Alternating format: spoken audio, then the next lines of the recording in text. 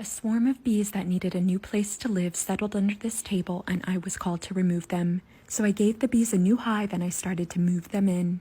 When these bees left their old hive, they took their queen and as much food as their stomachs could hold, but they left everything else behind. That meant that there was no honeycomb, food, or baby bees here, and I could just scoop these bees up with my hands. These bees were very gentle, mostly because they didn't have a hive to protect, but they should have had a queen. So with every handful of bees I scooped, I was searching for the queen. It wasn't too long before I found her hiding under the table, so I put her in a clip to keep her safe and I put her in the new hive. I needed to get all of the bees into the new hive as quickly as possible so they wouldn't try to swarm again. So I just kept scooping handful after handful of bees into the hive. But there were still a lot of bees on the picnic table who didn't seem to know where to go. So I gave them a little bit of smoke to help them move along. The smoke does not harm the bees, they just move away from it like we do.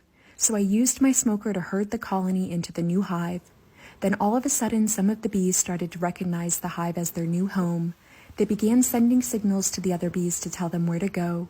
And all of the bees started to march down the leg of the table and into the new hive.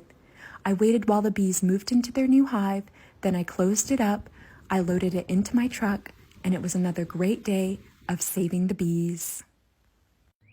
Bees had been living in this washing machine and I was called to remove them. So I carefully lifted the lid, and I found a beautiful hive full of honey and very gentle bees. When I looked inside, I saw layer after layer of fresh honeycomb. The bees had worked so hard to build this hive, and I wanted to do everything I could to preserve it for them. So I started to remove the outermost parts of the hive with nectar and honey. Then I reached the heart of the hive, the brood nest. This is where the queen lays eggs and where the baby bees are born. Everything that I removed from the washing machine would be given right back to the bees in their new hive, but these pieces of comb were pretty big, so I had to cut them in half to fit into the wooden frames of the new hive. I secured each piece of comb to a frame using rubber bands, then I put the comb into the new hive. Next, I started scooping bees out of the washing machine and putting them into the new hive. As a professional beekeeper, the most important part of my job is being able to understand bee behavior, and I could tell that these bees felt comfortable with me as we worked together.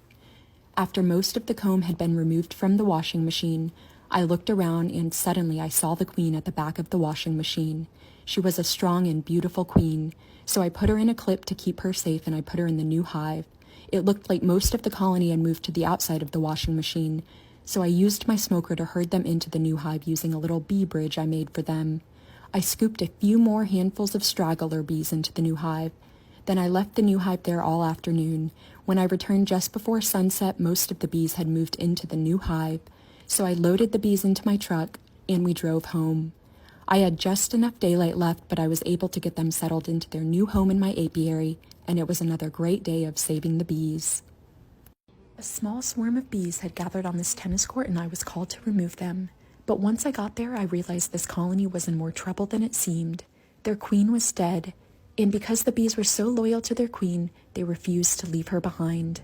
They were still trying to attend to her and take care of her little bee body. So I put the queen's body in the new hive. It took the bees a few minutes to realize she had moved, but once they found her, they rushed to her and started to care for her in the new hive. So I waited for all the bees to get into their new hive, but since this colony was so small already, they needed more than a new queen to survive. They needed to join a new colony. So once I got the bees home, I put them in a standard beehive box, but I couldn't just put them with another colony and a new queen right away, or that could cause confusion, chaos, and fighting among the bees. So I put a layer of newspaper between them. The newspaper would keep the colony safe and separated while the bees got used to each other's scents. So I closed up the hive.